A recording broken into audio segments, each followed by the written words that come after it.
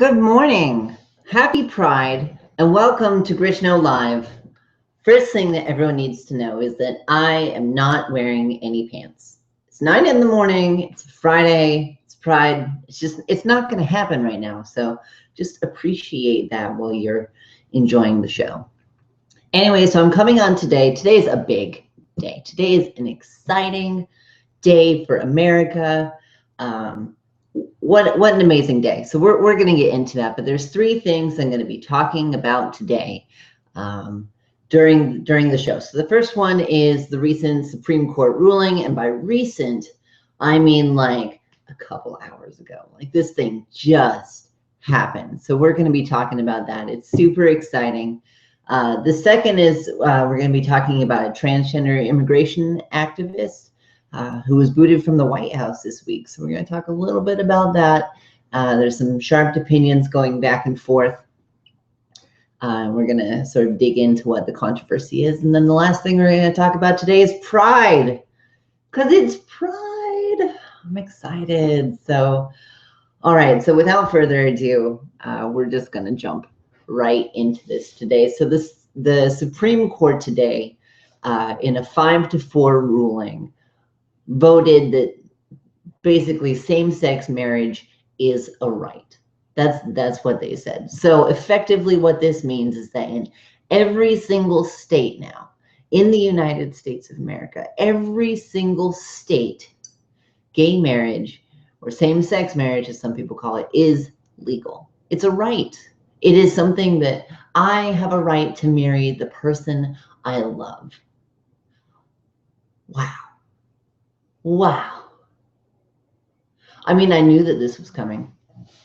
Like they'd set some precedent with different rulings that they've done in the past. You know, the Prop 8 ruling, the DOMA ruling, those were just a couple years ago. Like the Supreme Court makeup hasn't really changed. I knew that this was coming, but wow. Like this, it feels like dawn in America. It feels incredible. So Justice Kennedy is the one who wrote the majority opinion. He wrote the majority opinion for the previous rulings as well. So in this ruling, and I want to quote this because I think this is beautiful, he says, "No union is more profound than marriage, for it embodies the highest ideals of love, fidelity, devotion, sacrifice, and family. In forming a marital union, two people become something greater than they once were." Wow. I mean, that's beautiful. It makes me think of my own marriage and my wife and how, I mean, now I'm not thinking about that, but like, I don't know, like that's, how amazing is that? Like so that encapsulates what it is that we want. You know, like we don't want to trump on traditional marriage. Like we don't want to destroy it.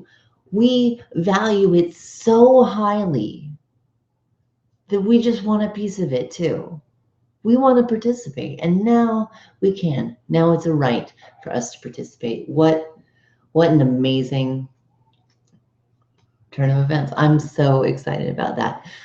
Chief Justice Roberts, John G. Roberts Jr., he was the one who wrote the dissent, and even in his dissent, he basically said, you know what, today is a day for celebration if you support same-sex marriage and the right to marry, but I don't believe that the Constitution actually supports this. So that was his dissent. He was like, yay, go you guys, that's, you know, it's a win, you guys won, congratulations, you should be happy. You know, but I don't think that there's anything in the Constitution about this. And honestly, like he might have a point. You know, like I've read the Constitution, and it really doesn't say anything about marriage. So if you were going strictly based on what the Constitution says, he's probably right. However, I do believe that the Supreme Court made the right decision today. Justice Scalia, most people know him as the troll who lives underneath the Supreme Court, but he also has a seat on the bench. So he wrote a second dissent which was basically mocking Kennedy's majority opinion. And here's what he says. He says, quote, "The opinion is couched in a style that is as pretentious as it is content, as its content is egotistic. Of course, the opinion's showy profundities as often of course, the opinion's showy profundities are often profoundly incoherent." And can I just say how much I love the irony of these showy profundities and calling out how incoherent they are, because that's like Scalia's thing. That's what he does. So I just thought that was hilarious. Scalia is awful. Nobody likes him. But I think that's what he wants. I think that's what he wants. So what a big day. So I woke up this morning. It was pretty early. Morgan was leaving for work, and she came in and she was like, "Hey, the Supreme Court ruled." And I was like, "Oh, what happened? What they rule in favor of?" And she's like, "Oh yeah, it's in favor. Gay marriage is legal." And I was like, "Wow, amazing!" And I got to kiss my wife. Like, what an important day. And so here, there's a couple reasons. There's a couple things that I keep thinking about why it's such a profound and important day. The first is growing up in Utah. And I remember, man, I wish I remembered the exact year. I know it was when Bush Jr. was going for re-election. So it must have been 2004. So I was living in Utah at the time. I was 19. I was just in the process of coming out. So like this was very early on in my transition, and gay marriage in the state of Utah was on the ballot. They were adding a constitutional amendment to ban same-sex marriage. And the thing was, like, gay marriage wasn't legal. Like, no one was performing gay marriages in Utah. They were just doing this to be dicks, or to basically like take a political stance and say, no, we don't want this.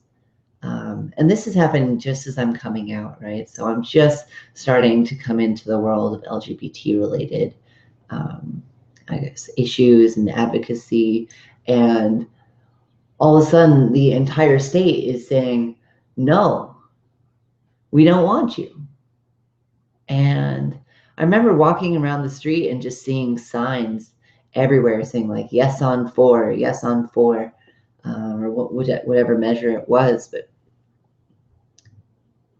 it hurt, you know, like that's somebody saying something about me with a lawn sign. It's them expressing their opinion about my life with a lawn sign. And it was everywhere, constant disapproval.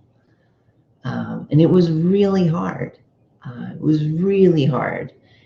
I remember that happening and just thinking I would never see the day. Like this was the new normal. This is just what it was going to be like for me.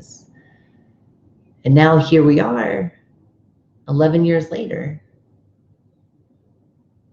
and it's legal everywhere. Wow. Like I never thought I'd see the day. But it's so important though, because, and you know, here's the other thing that I keep thinking about. I keep thinking about when I got married. So I got married, and if you've been watching the channel for a long time, then you know, but I got married in New York City when gay marriage was not legal in New York. And I got married to a woman, right? So how did I do that? Well, this was just barely after the New York legislature had failed to advance a bill that would have allowed same-sex marriages in the state. So it was highly publicized throughout the state that they had not done this, they had failed, and same-sex marriage was not legal. And so that's the environment that Morgan and I walk in to get our marriage license in. And this is, maybe just a few days before everyone's coming out for the wedding. So like we need this marriage license, right?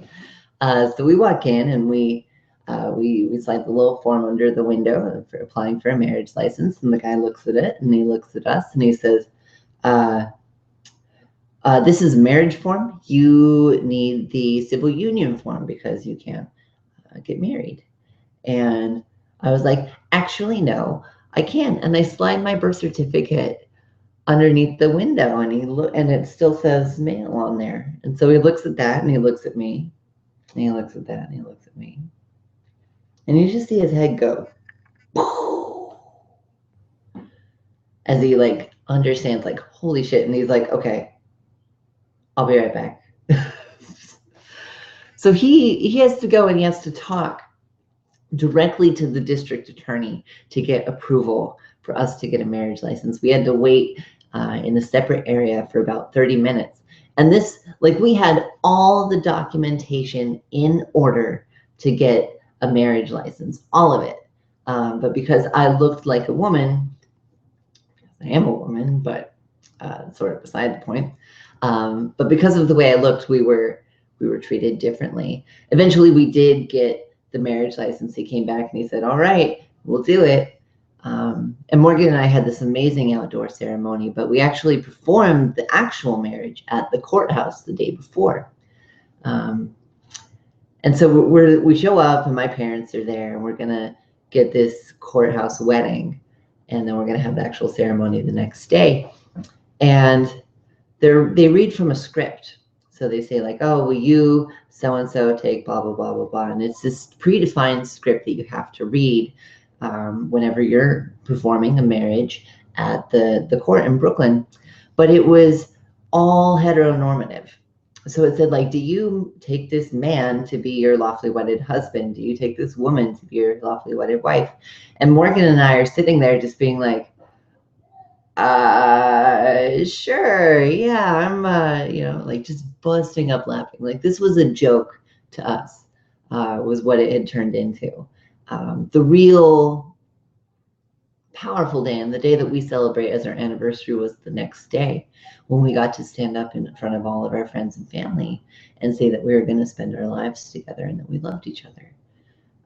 So it wasn't that part that we wanted. It was the recognition and validation of our relationship. And even though we were able to sort of find a loophole and get married to get the actual rights that we needed, it's constantly been a struggle. For example, with DOMA, for a long time, we would go to file our taxes, and because we had a legal, like, straight marriage, we would file jointly at the federal level, but we would go into like a tax preparer and they'd be like, no, you can't file federal taxes together. You have to file as federal single because of DOMA. And we were like, no, you don't understand. So I had to out myself to every tax preparer in order to do our taxes correctly. Like it was a giant clusterfuck. And it's going to be a lot easier now. It's going to be really, I'm so excited. I'm so excited about this.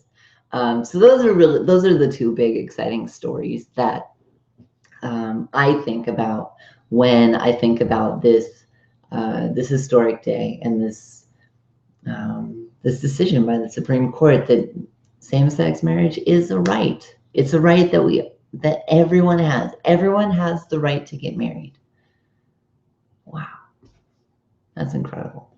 So the second story that I wanted to talk about today with you, this happened just a couple days ago. So there was a transgender activist who was kicked out of the White House. I don't know if you saw this. I was posting a little bit about it on my Facebook, but so there was the White House Pride celebration that was going on. It's like this big formal cocktail, and the president had invited all of these LGBT leaders from across the country, and they were going to come together and they were going to celebrate Pride. And so they're doing that, and the president gets up and he's starting to give his little speech, and then in the background you hear this person starting to yell, and the president gets up there and he's like, oh no, Oh, you're in my house, and the crowd just goes wild. And that's what the news outlets started reporting on, was how President Obama had shut down this heckler, right? He had been like, you're in my house, you're in the White House, like, get out. And eventually kicked her out. And as I'm watching this, like, I was going along, I was like, yeah, let him speak. Like, geez, like, I thinking in my head, like, it's like some nut job protester who, like, is against gay marriage or whatever, and found their way into this reception. And as they are taking away this person, as they're escorting her out, she comes across the camera, and I see that she's a transgender woman. She's Latina. And I hear her shout, "Not one more, not one more." And I say, oh, fuck. So her name is Janicet Gutierrez. She's an undocumented trans activist, and she's with Familia TQLM. So she confronted Obama during this conference, and she was talking specifically about transgender immigration into this country. So people are coming from, and you see a lot of it right now from Central America. There's a lot of violence.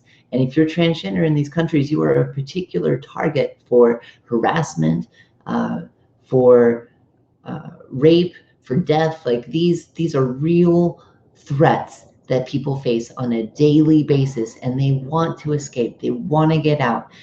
I can't blame them. I support them getting out of that environment. And so they come to America because we promise this thing. We say, we will take refugees. Like, this is a thing that, civilized countries do. We will take you. But you have to prove a couple of things. So you have to show that, like, you're in danger if you're going to go. If you go back, that you'll be in danger, and then we can accept you as a refugee into this country.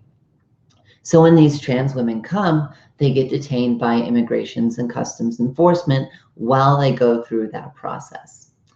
And so that's what she was protesting, right? And so this issue has become, there's a very sharp divide in the LGBT community on the way that this particular activist handled herself during the conference. There's a lot of people who have been saying this was not the time nor the place. This was inappropriate. This was a cocktail reception to celebrate. We should all be celebrating. And then there's trans activists who are saying, wait, no, this is an important issue. Why are we celebrating when this is going on? And so before we get too much into the debate, I want to go over just a couple of facts that people should know. So the first one is that 1 in 500 ICE detainees, and ICE again is the Immigration and Customs Enforcement. So these are people coming into the country seeking asylum. 1 in 500 of them are transgender or transgender women. However, 1 in 5 sexual assaults that happen in ICE custody is against a transgender woman. So 1 in 500 detainees, 1 in 5 sexual assaults. What does that tell you? What does that say? There is a risk that is going on here. There is something that is happening that we are doing that is putting these transgender women at incredible risk for being sexually assaulted while they're already vulnerable and seeking asylum in this country. So in response, trans people are, so in response to this this sexual assault, so trans women then are placed in solitary confinement until their case is able to go through the whole process. But they're placed in solitary confinement for their protection, right? So they say, well, if we just put you out in general population, you're going to get assaulted, you're going to get raped, something's going to happen. So we're gonna put you in your own little cell over here, and you'll be fine. Here's the thing. It is well documented that solitary confinement has incredibly damaging cognitive effects with any detention longer than 15 days. So more than 15 days in solitary confinement, and you start to see permanent effects on the brain. So we're detaining these women who are seeking asylum.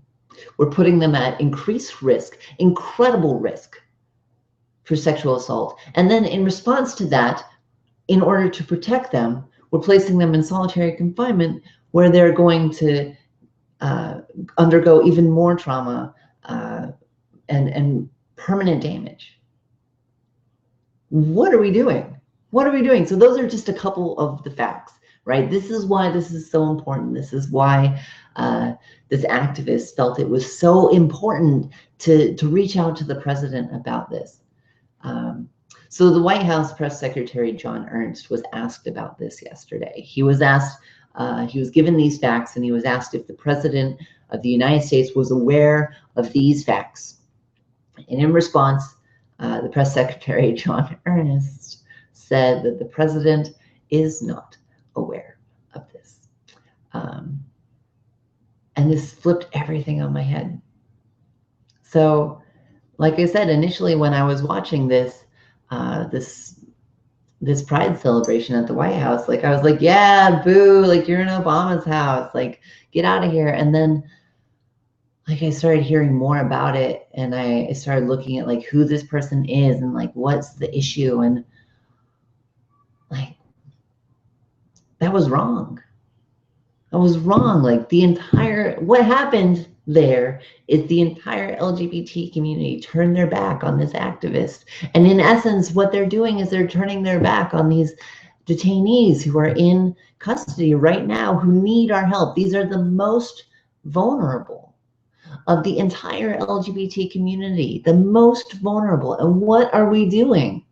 We're standing around in the White House having cocktails. And somebody called us out on that, and that makes us feel bad.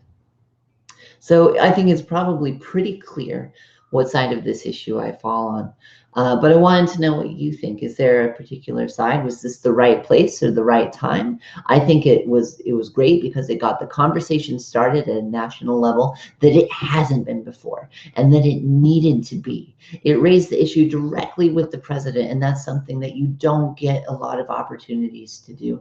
I think that this woman is incredibly brave, and I think that the people who booed her should be ashamed.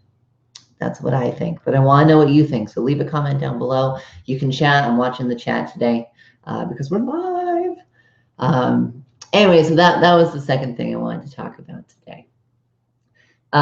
So the next thing that I wanted to talk about today, or I guess the last thing, oh my gosh, we're coming up on the end pretty soon, is Pride. Pride this year. Today is the official start of San Francisco Pride. I'm so excited. As I mentioned, I'm not even wearing pants. That's how excited I am today. I'm not going to stand up too high since I'm not wearing pants, but fuck gender and trans symbol. So it's Trans March today, and Trans March is my absolute favorite Pride event that there ever was. And in San Francisco, it's amazing. I've never, not in New York, not in Utah, not anywhere I've been, experienced anything like this. It is a giant sort of all-day event. It happens in Dolores Park in San Francisco, which is this beautiful park overlooking the city. And they have a stage, and they have trans performers come up, musicians, dancers, politicians like love to get on this stage and talk about trans issues and things like that. So it's a really interesting venue. But more than that, it's a place where the entire community comes together. So I worked in the community for a long time. I've been in the San Francisco community for almost 6 years since I moved here. And every time I go, I see so many people I know. It's like the family getting back together. It's my favorite day. I'm so excited.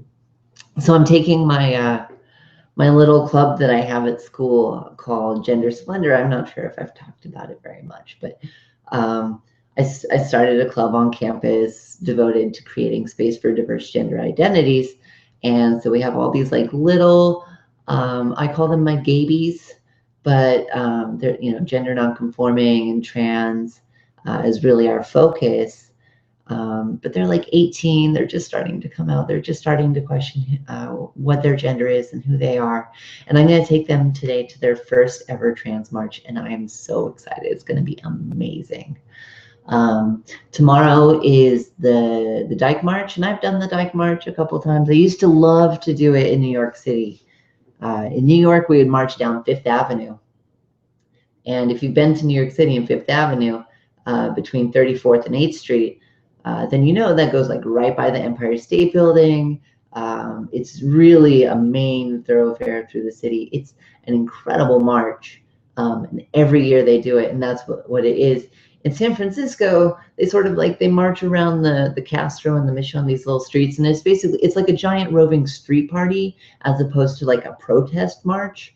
And it's been really co-opted by straight people, which, like, you know, we love when straight people come to support us at Pride and stuff like that. But when there's more straight people than gay people, it starts to be a problem. So like the only people I actually know who are going to Dyke March are straight, and I don't actually know any dykes who are going.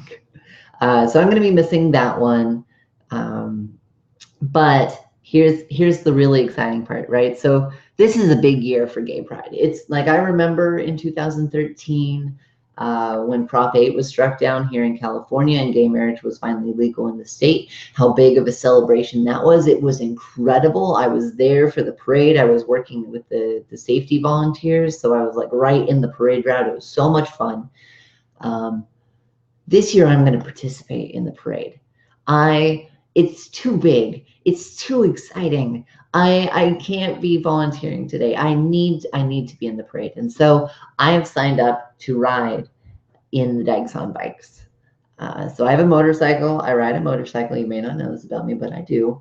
Morgan's going to be riding on the back, and I'm going to go super femme. So I'm going to do like everything I can to femme it up. And she's going to, I guess, butch it down.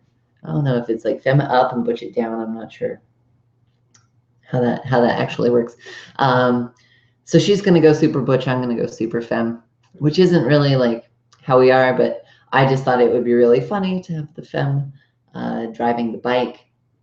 So we're going to ride in the Pride Parade. I'm going to get lots of video of this. So look forward to a really, I'm looking forward to this video, to making this video. It's been a long time since I've been in a Pride Parade. The last time I was in a Pride Parade was 2009. So it's time. It's time for me to go back, and I'm really excited. Last time I was in a Pride Parade, I was in the Dykes on Bicycles, and I rode my bicycle in the parade. This time it's the Dykes on Bikes, and I'm riding my motorcycle. So I feel like I've graduated, you know, like I took like a step up. Anyway, so that's my plan for today. Or not, well, I guess for today, and then also for this coming weekend for Pride and how I'm going to be celebrating. I'm also going to be taking lots of time to really appreciate my wife, and how much I've loved being married to her, because we just celebrated our 6th wedding anniversary recently, and like we've been together for 9 years, and it's amazing. Like, she's amazing.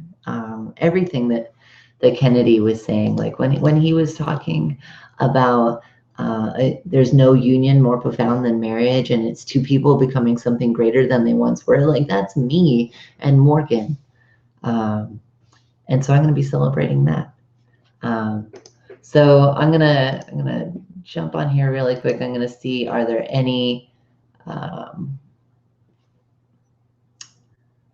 comments? All right, so there's not too many comments. We have a few viewers. I just want to say, hey, thanks for watching. If you watch this live, it's been really fun to sort of hang out with you this morning. I'm doing this today specifically because I'm not releasing a like a formal like Grishno video, but I'm trying to do videos every Friday, and so I figured, since you know, I'm going to be doing the Dykes on Bikes video that's going to be on Sunday, I would at least come on today. Plus the SCOTUS ruling, holy crap.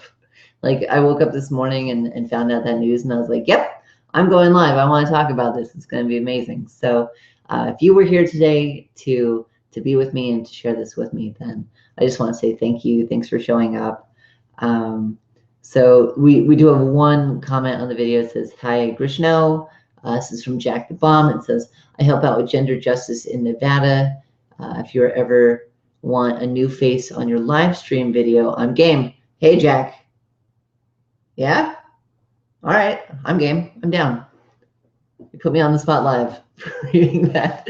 But yes, actually, that would be amazing. I would love to talk to you more about that. So send me an email or something, or like, I don't know, we'll figure something out. Get in contact with me and we'll do it. Anyway, thanks again for watching today. I just went over by about a minute, but it's been half an hour. What an amazing day. What an amazing day. Thank you so much for sharing it with me. Until next time, my name's Grishno, and I'll see you later.